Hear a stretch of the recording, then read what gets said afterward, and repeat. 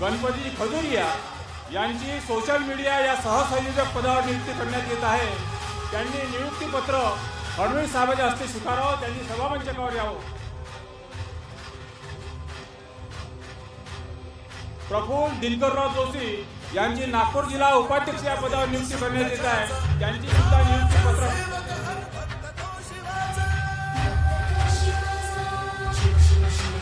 एक वेळा जोरात नारा द्यायचा आहे, लाडक्या बहिणीचा लाडका भाऊ।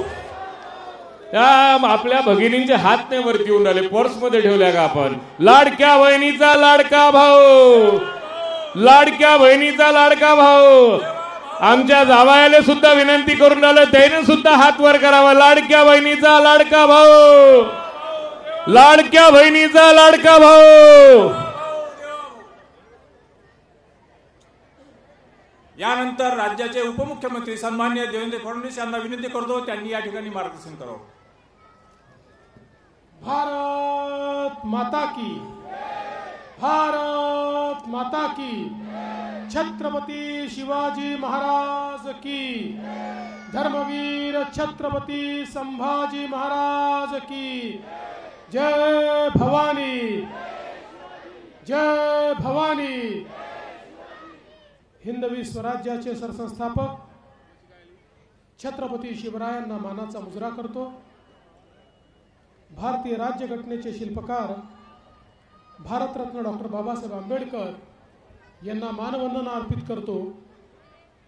आज या सभेमध्ये ज्यांना आशीर्वाद देण्याकरता आपण सर्व लोक एकत्रित आलो आहोत, असे आपल्या मतदारसंघाचे लोकप्रिय उमेदवार आणि तुमच्या आशीर्वादाने 23 तारखेला जे काटोल नरखेडचे आमदार होणार आहेत, असे चरणसिंग ठाकूरजी, अविनाश ठाकरेजी, किशोर रेवतकरजी, दिनेश ठाकरेजी, श्यामराव बारई, मनोज कोरडेजी, उमेश चव्हाणजी, संतोष पारीख, राजेश क्षीरसागर, मनोज दुर्गे, देवीदास कठाणे, संजय कांबळे, अजय बालपांडे, सुरेश खसारे, रितेश येलंडे, इस्माईल बारूदवाला, धोटे काका, सारंग दळवी, राहुल गजबे, प्रशांत खुरसुंगे, प्रमोद वैद्य, संजय गुरमुळे, गोपाल हिकाळे, राजेंद्र बागडे, नरेंद्र डोंगरे, माधुरीताई बांद्रे, किशोरी कहाते, शंकर महेंद्रे।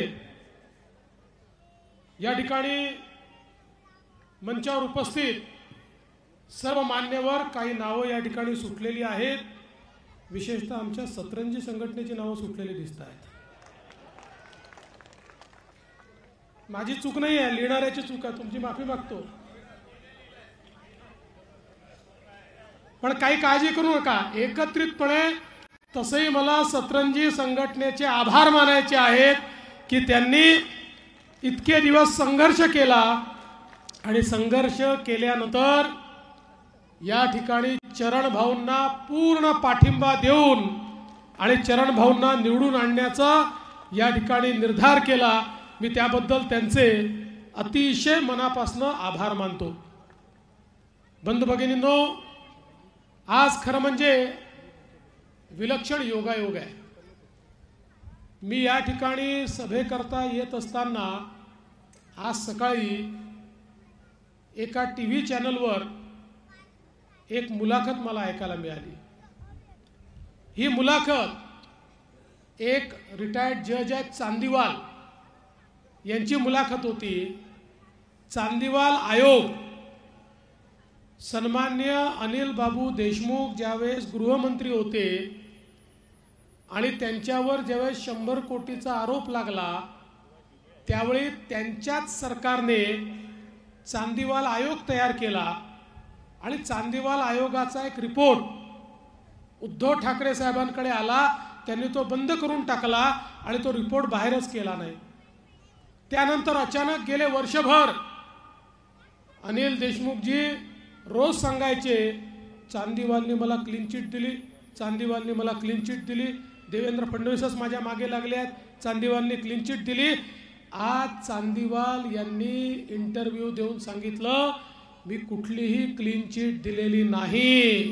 या ठिकाणी चांदीवालाने या उलट सांगितलं, सगळे पुरावे होते पण जाणीवपूर्वक पुरावे माझ्या समोर दिले नाहीत। चांदीवाल यांनी सांगितलं की त्या ठिकाणी आरोप करणारे आणि आरोपी एकाच रूम मध्ये बसायचे आणि कुठला तरी डीसीपी येऊन त्या जे काही त्या ठिकाणी साक्ष देणारे आहेत त्या साक्ष देणाऱ्यांवर मोठ्या प्रमाणात दबाव टाकायचे आणि या ठिकाणी त्यांना साक्ष देण्यापासून परावृत्त करायचे। बंधू भगिनींनो, खऱ्या अर्थानं मला या गोष्टीचं अतिशय दुःख आहे की आपल्या नागपूरमधनं एक गृहमंत्री होतो आणि त्या गृहमंत्र्यावर 100 कोटी रुपयाच्या वसुलीचे आरोप लागतात आणि त्यांचंच सरकार, बरं आरोप कोणी लावला? त्यावेळी त्यांचं सरकार, ते गृहमंत्री, त्यांचेच पोलीस आयुक्त आणि त्यांचेच एक एसीपी आणि पीएसआय आरोप लावतात की आम्हाला 100 कोटी रुपयाची वसुली करायला सांगतात आणि त्याच्यावर माननीय उच्च न्यायालयाने चौकशी करा म्हणून सांगितलं। माननीय उच्च न्यायालयाने ते सीबीआयला दिलं। माननीय उच्च न्यायालयाने त्याच्यावर गंभीर अशा प्रकारचे ताशेचे उडले आणि माननीय उच्च न्यायालयाने जेव्हा बेल दिली त्याही वेळी सांगितलं की अतिशय गंभीर प्रकरण आहे, या प्रकरणामध्ये अत्यंत भयानक असे पुरावे आहेत पण तब्येतीच्या आधारावर आता आम्ही या ठिकाणी यांना बेल देतो आहे। आणि अशा प्रकारे आज ते जे काही गेले वर्षभर या ठिकाणी खोटं बोलत होते त्याची पोल उघडलेली आहे। पण केवळ त्यांचीच पोल उघडलेली नाही तर ज्यांना उमेदवार म्हणून त्यांनी उभं केलं ते सलील बाबू, या सलील बाबूंच्या बद्दल देखील आज जस्टिस चांदीवाल यांनी सांगितलं की त्या ठिकाणी 40 लाख रुपये बदलीचे घेतल्याचा पुरावा तो वाजे देत होता पण माझ्या कार्यकक्षेबाहेर असल्यामुळे मला तो पुरावा रेकॉर्डवर घेता आला नाही।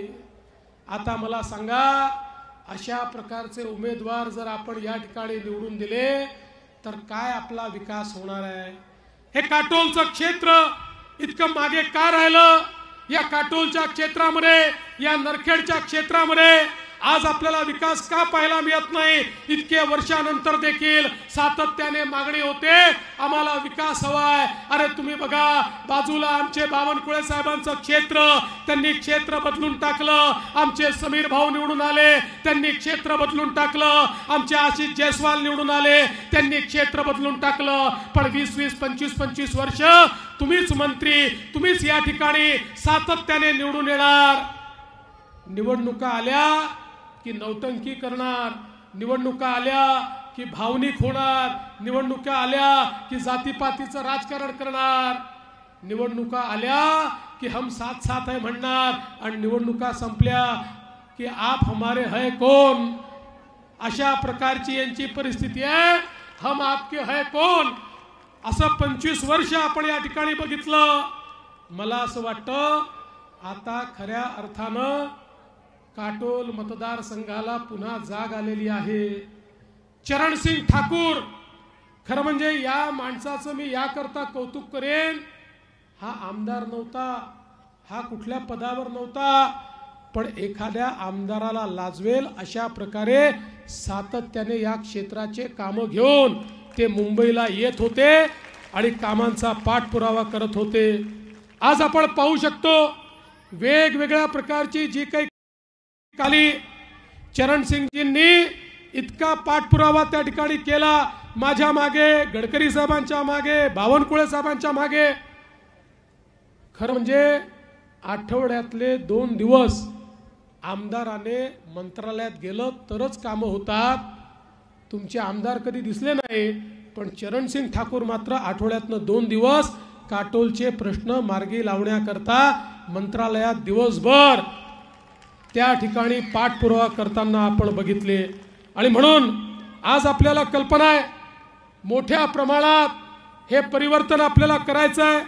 आत्ताच मनोज देखील या ठिकाणी आपल्याला सांगत होते, मनोजने मागणी केली या भागामध्ये उद्योग आणा, आणि उद्योग आणा म्हणताना मनोज तुम्ही असं म्हणालात की आमच्याकडे सूतगिरणी द्या।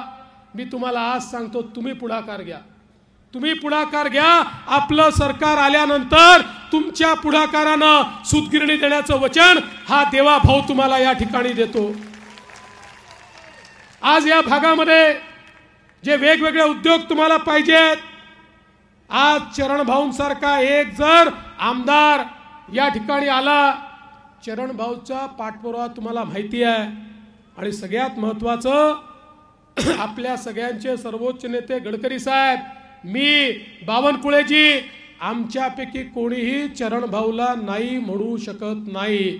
चरण भाऊ करता आम्ही बेरर चेक आहोत, सही केलेला चेक आहोत, जे लिहायचं आहे ते लिहू शकतात, अशा प्रकारची अवस्था आहे. त्यामुळे या भागाच्या विकासाकरता आपल्याला जे उद्योग हवे आहेत ते निश्चितपणे या ठिकाणी चरण भाऊंच्या माध्यमातून येतील.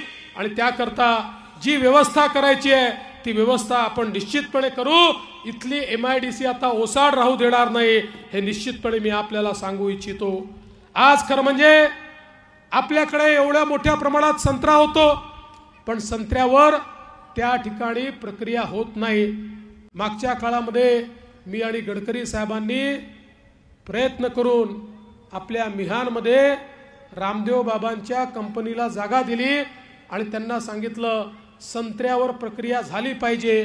मध्यंतरीच्या काळात महाविकास आघाडीचं सरकार होतं, त्या सरकारमध्ये अनेक अडचणी आल्या, त्यांनी तो प्लॉट रद्द केला, मग पुन्हा त्यांना मिळाला. पण आता मला सांगताना आनंद वाटतो आहे की त्यांचं काम पूर्ण झालेलं आहे, लवकरच त्याचं उद्घाटन होणार आहे आणि सर्व प्रकारच्या संत्र्यावर प्रक्रिया ही त्या ठिकाणी ते करणार आहेत. पण त्यासोबत तुमची जी इच्छा आहे की या काटोल मतदारसंघामध्ये संत्रा प्रक्रिया झाली पाहिजे, आजच तुम्हाला शब्द देतो, या ठिकाणी संत्रा प्रक्रिया करण्याकरता, उद्योग उभारण्याकरता सर्व प्रकारची सबसिडी आणि मदत महाराष्ट्राचं सरकार देईल, हे माझं वचन तुम्हाला या निमित्ताने आहे.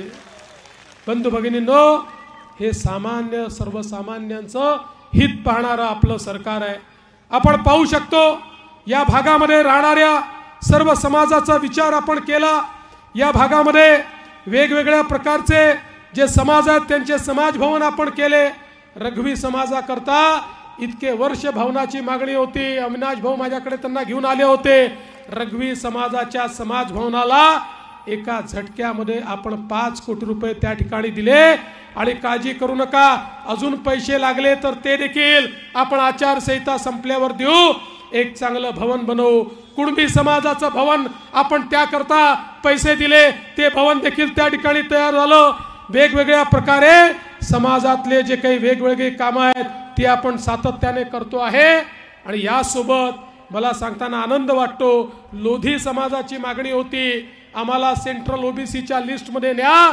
आमचे या ठिकाणी OBC आयोगाचे अध्यक्ष हंसराज भैया अहिर यांच्याकडे आपण पाठपुरावा केला, त्यांनी शिफारस केली आणि ती शिफारस देखील आपण केंद्र सरकारला पाठवली. समाजातले जे वेगवेगळे घटक आहेत त्या घटकांना मदत करण्याचं काम आपण करतोय. आज आपण पाहू शकतो माननीय गडकरी साहेबांच्या नेतृत्वात या जिल्ह्यामध्ये रस्त्यांचं नेटवर्क तयार झालं. मोठ्या प्रमाणात मी मुख्यमंत्री असताना वेगवेगळ्या नगरपालिकांना आपण निधी दिला, पण काही ठिकाणी आमदारांचा विरोध होता, काही ठिकाणी अडचणी आल्या, त्यामुळे काही कामं राहून गेली असतील. पण आता चिंता करू नका, नरखेड सारखं जे आपलं शहर आहे, तुमची नदी असेल किंवा इथली विविध कामं असतील, मी तुम्हाला सांगतो, जास्त दूरचं सांगत नाही, मार्चच्या बजेटमध्ये तुमच्या मागण्या या सगळ्या मी पूर्ण करून दाखवील. आणि या शहराचं चित्र बदलण्याकरता, आणि मोवाड सारखं आमचं छोटंसं शहर आहे, या शहरामध्ये पुरानंतर खूप अडचणी आहेत, या अडचणी देखील सोडवण्याचं काम हे निश्चितपणे आपलं सरकार या ठिकाणी करेल. बंधू भगिनींनो, आपलं जे सरकार आहे हे सामान्य माणसाचं, शेतकऱ्याचं सरकार आहे. आज आपण इतक्या मोठ्या प्रमाणात या ठिकाणी वेगवेगळ्या प्रकारे सिंचनाच्या सोयी केल्या. आता नुकतंच मी या ठिकाणी कन्हान नदी वळण बंधाऱ्याला मान्यता दिली. 1880 कोटी रुपये त्याला आपण देतोय. त्यामुळे सावनेर, काटोल, नरखेड आणि कळमेश्वर या 4 तालुक्यांमध्ये मोठ्या प्रमाणात सिंचनाच्या सोयी उपलब्ध होणार आहेत. खरं म्हणजे चरण भाऊ म्हणाले ते खरं आहे. मी कधी लहान स्वप्न पाहत नाही. ज्यावेळी मी समृद्धी महामार्गाचं स्वप्न बघितलं होतं, मी सांगितलं होतं जर नागपूरला देशाचं लॉजिस्टिक कॅपिटल करायचं असेल तर नागपूरला JNPTच्या बंदराशी जोडणारा एक महामार्ग करावा लागेल, एक फास्ट ट्रॅक मार्ग करावा लागेल. 55,000 कोटी रुपयाचा रस्ता.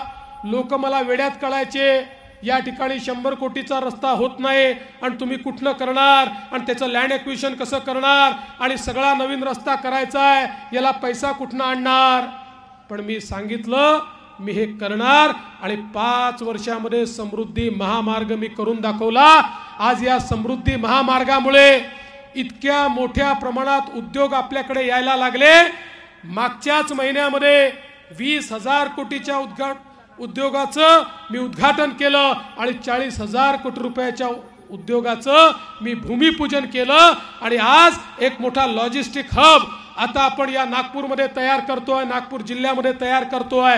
देशातला एक मोठा लॉजिस्टिक हब या ठिकाणी आल्यामुळे हजारो तरुणांच्या हाताला मोठ्या प्रमाणात या ठिकाणी काम मिळणार आहे. एक दुसरं स्वप्न मी बघितलं होतं. 2015-16 साली गोसेखुर्द धरणाच्या खालून 62 TMC पाणी हे समुद्राला तेलंगणाकडे जातं आणि वाहून जातं. ते पाणी कोणाच्याही कामी येत नाही. हे पाणी आपण नदीजोड प्रकल्पाच्या माध्यमातून वैनगंगा नदी तिथपासनं तर पैनगंगा आणि नळगंगा बुलढाणा जिल्ह्यापर्यंत नदीजोड प्रकल्प केला तर पूर्ण विदर्भ दुष्काळ मुक्त होऊ शकतो. आणि म्हणून 2019 पर्यंत त्याची सगळी संकल्पना मी तयार केली. 550 किलोमीटरची नवीन नदी तयार होते. त्या ठिकाणी गोसेखुर्दच्या खालून ही नदी थेट बुलढाण्यापर्यंत जाणार आहे. आमचा नागपूर जिल्हा, वर्धा जिल्हा, अमरावती जिल्हा, अकोला जिल्हा, त्यासोबत यवतमाळ जिल्हा आणि बुलढाणा जिल्हा या जिल्ह्यातली 10 लाख एकर जमीन ही ओलिता खाली येणार आहे, पाण्याखाली येणार आहे, इरिगेटेड होणार आहे आणि पाईप पद्धतीनं शेतकऱ्याच्या बांधापर्यंत हे पाणी जाणार आहे. बंधू भगिनींनो, मला सांगताना आनंद वाटतो. पुन्हा मला उपमुख्यमंत्री म्हणून काम करण्याची संधी मिळाली. 2.5 वर्षामध्ये सगळ्या परवानग्या घेतल्या आणि त्याचं टेंडर मी काढलं. पुढच्या काळामध्ये 88,000 कोटी रुपये 88,000 कोटी रुपयाचा हा देशातला सगळ्यात मोठा नदीजोड प्रकल्प आपण या ठिकाणी पूर्ण करू. आणि त्यानंतर विदर्भामध्ये दुष्काळ हा भूतकाळ होईल आणि संपूर्ण विदर्भ पाणीदार करण्याचं काम हे आपल्या सरकारच्या माध्यमातून आपण करतोय.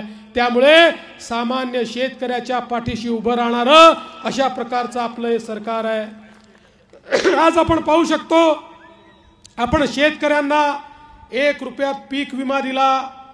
1 रुपयात पीक विमा दिल्यानंतर शेतकरी विचार करत होते आम्ही 1 रुपयाच भरलाय, आम्हाला पैसे मिळतील का.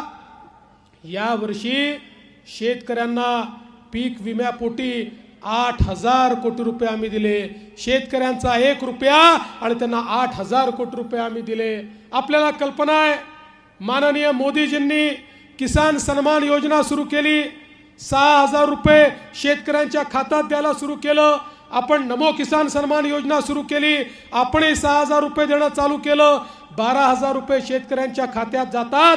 आता पुन्हा आपलं सरकार आलं की 12,000 नाही 15,000 रुपये शेतकऱ्यांना देण्याचा निर्णय हा आपल्या सरकारने या ठिकाणी घेतलेला आहे. एवढंच नाही, आपल्याला माहिती आहे अलीकडच्या काळामध्ये आंतरराष्ट्रीय बाजारपेठांमध्ये शेतमालाचे भाव पडले आहेत. मागच्या वर्षी कापसाचा भाव पडला, सोयाबीनचा भाव पडला, हमी भावापेक्षा कमी भाव शेतकऱ्याला मिळाला. मी घोषणा केली होती शेतकऱ्यांना कमी भाव मिळाला आहे, आम्ही त्यांना त्या ठिकाणी मदत करू. हेक्टरी 5,000 रुपयाची मदत कापसाला आणि 5,000ची सोयाबीनला केली. थेट शेतकऱ्याच्या खात्यामध्ये पैसे दिले. आणि आता तर आपण योजनाच आणली आहे, यापुढे कापूस आणि सोयाबीन याचा हमी भाव, या हमी भावापेक्षा जितका कमी भाव शेतकऱ्याला मिळेल, मार्केटचा भाव हमी भावापेक्षा जेवढा कमी असेल, त्यातला सगळा फरक राज्य सरकार थेट शेतकऱ्याच्या खात्यामध्ये टाकेल. शेतकऱ्याला कुठेही नुकसान आम्ही होऊ देणार नाही. आपण या ठिकाणी शेतकऱ्यांकरता योजना आणली. आमचे शेतकरी सातत्याने मला म्हणतात, साहेब आम्हाला दिवसा 12 तास वीज द्या, रात्रीची वीज आम्हाला त्रास होतो, साप विंचू जनावरं येतात, कशा प्रकारे जगायचं हा आमच्या समोर प्रश्न आहे. पण अशा प्रकारची परिस्थिती होती की सकाळी 365 दिवस दिवसा वीज देणं शक्य नव्हतं. मी राज्याचा ऊर्जा मंत्री म्हणून देशामध्ये पहिली शेतकऱ्यांकरता स्वतंत्र वीज वितरण कंपनी तयार केली.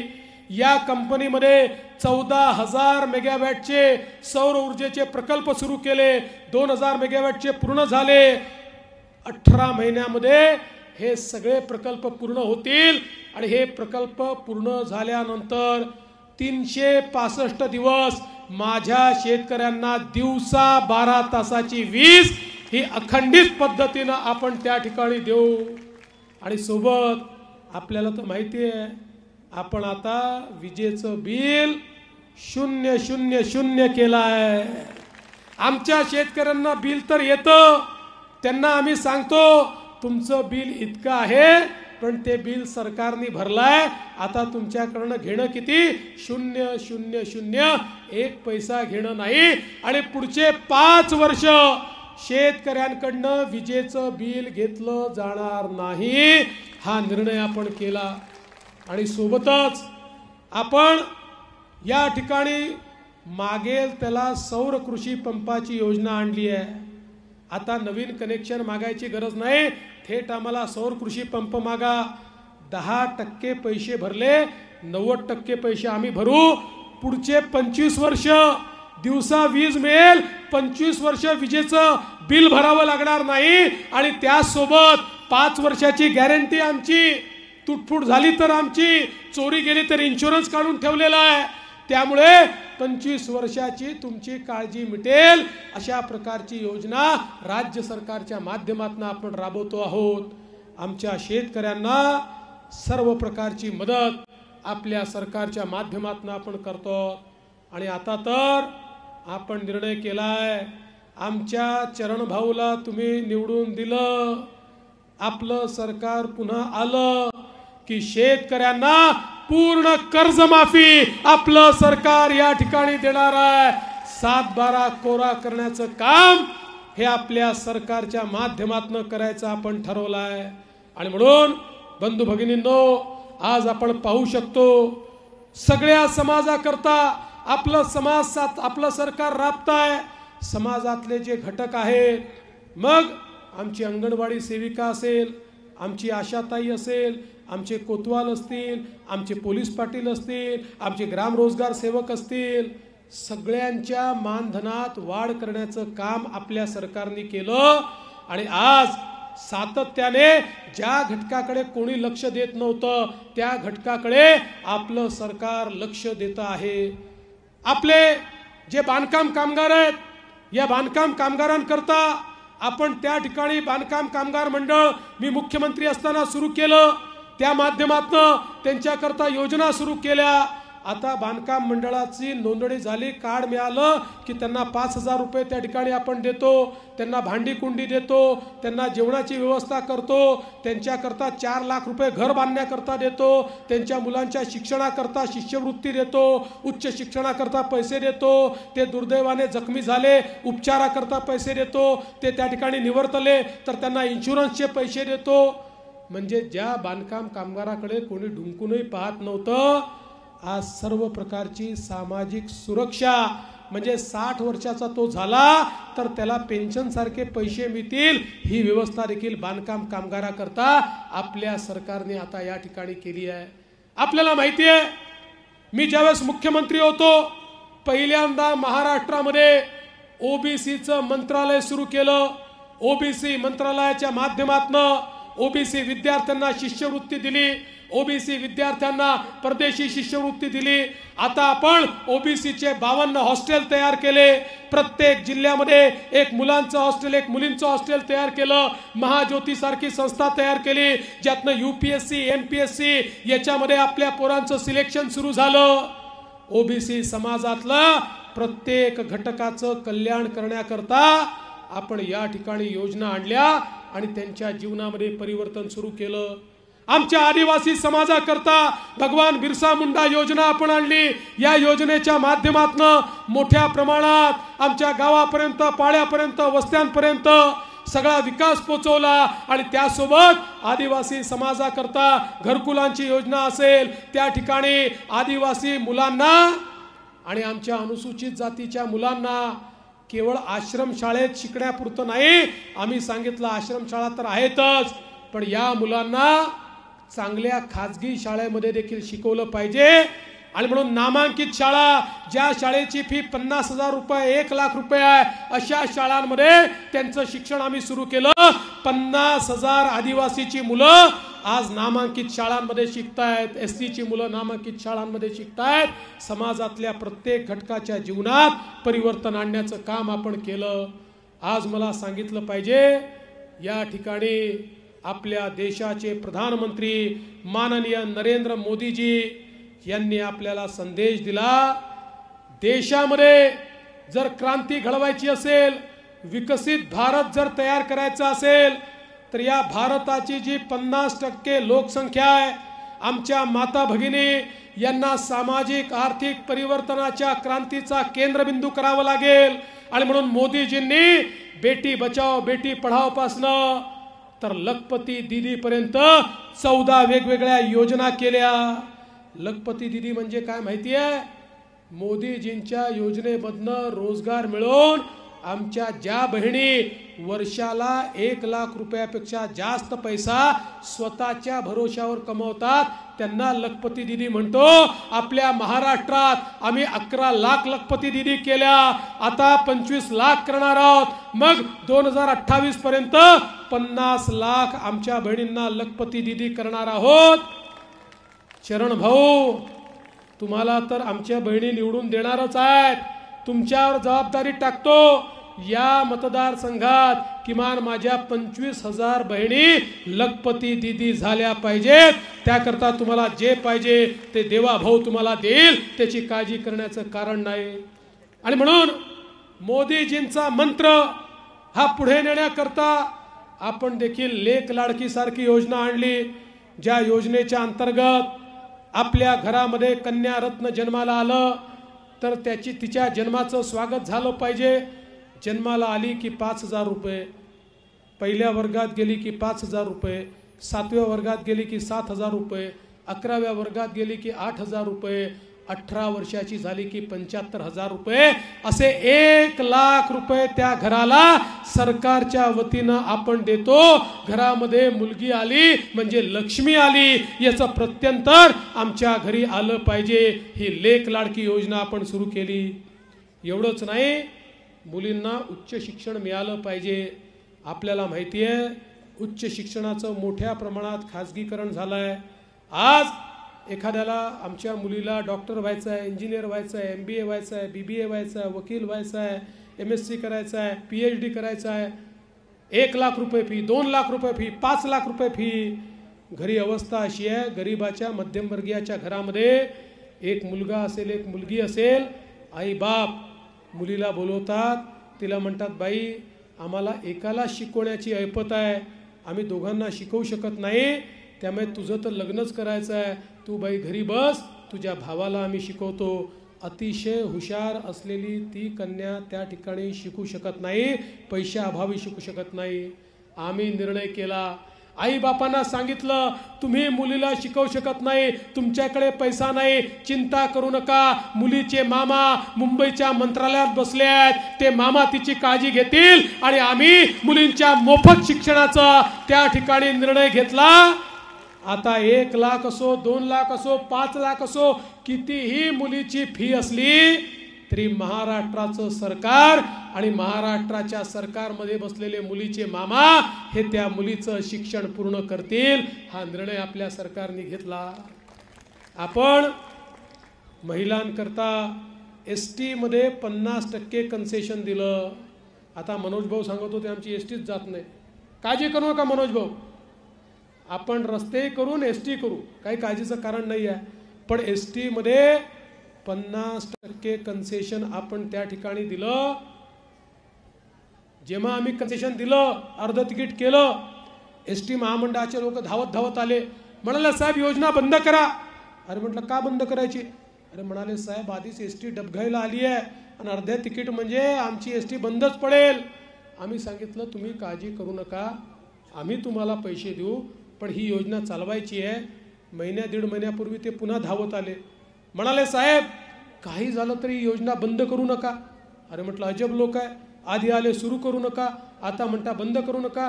म्हणाले साहेब ही योजना सुरू झाल्यापासनं इतक्या बहिणींनी प्रवास करणं सुरू केलं की तोट्यात असलेली आमची ST आता फायद्यामध्ये आलेली आहे, त्यामुळे ही योजना तुम्ही बंद करू नका।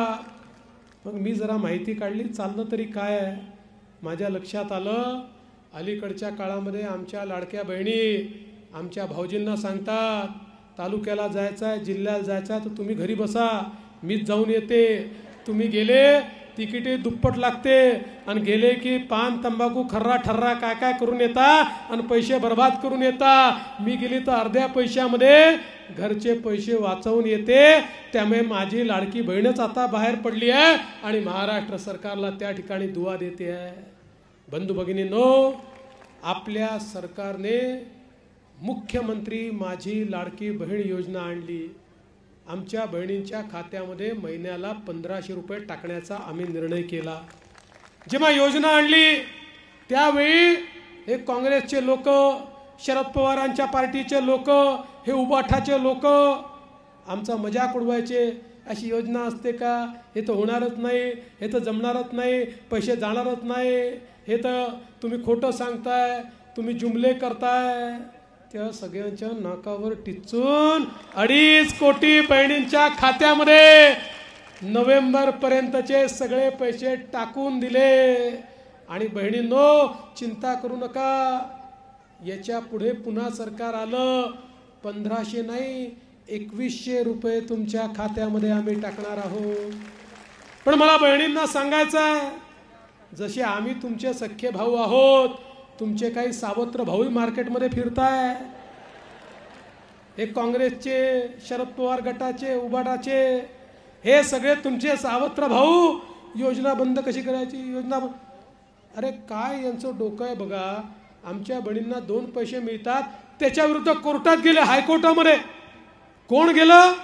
नाना पटोले काँग्रेसचे अध्यक्ष यांचा अधिकृत निवडणूक प्रमुख महाविकास आघाडीच्या वतीनं कोर्टामध्ये गेला, ही लाडकी बहीण योजना बंद करा, लेख लाडकी योजना बंद करा, प्रवास सवलतीची योजना बंद करा, शिक्षणाची योजना बंद करा। आणि काय सांगितलं? म्हणाले या योजना म्हणजे सरकारी पैशाचा चुराडा आहे आणि म्हणून या योजना बंद करा।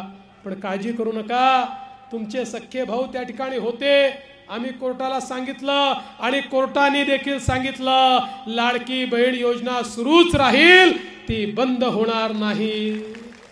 पण बहिणींनो लक्षात ठेवा, चरण भाऊ आले तर सख्खे भाऊ आहेत, तुमचे पैसे वाढवण्याकरता हात वर करतील, आणि इतर कोणी आलं तर सावत्र भावाच्या गटाचा आहे, तुमची योजना बंद करण्याकरता आपला हात वर करतील। त्यामुळे तुम्हाला फैसला करायचा आहे, सख्या भावाच्या बाजूने उभं राहायचं की सावत्र भावाला मतं द्यायची। ही निवडणूक खऱ्या अर्थानं या ठिकाणी महाराष्ट्रामध्ये गेल्या 2.5 वर्षात विकासाचा जो रथ आपण सुरू केलेला आहे त्याची घोडदौड पुढचे 5 वर्ष अविरत थांबणार नाही, या करताची निवडणूक आहे। आणि मी तुम्हाला सांगतो या निवडणुकीमध्ये या काटोल मतदारसंघातनं तुम्ही चरण भाऊला निवडून पाठवा। चरण भाऊच्या पाठीची हा देवा भाऊ उभा आहे, चरण भाऊची गॅरंटी हा देवा भाऊ घेतो, या ठिकाणचं परिवर्तन करण्याची गॅरंटी मी स्वतः घेतो। तुम्ही फक्त आशीर्वाद द्या एवढीच विनंती करतो, कमळाचं बटन दाबा एवढीच विनंती करतो आणि माझं बोलणं संपवतो। धन्यवाद।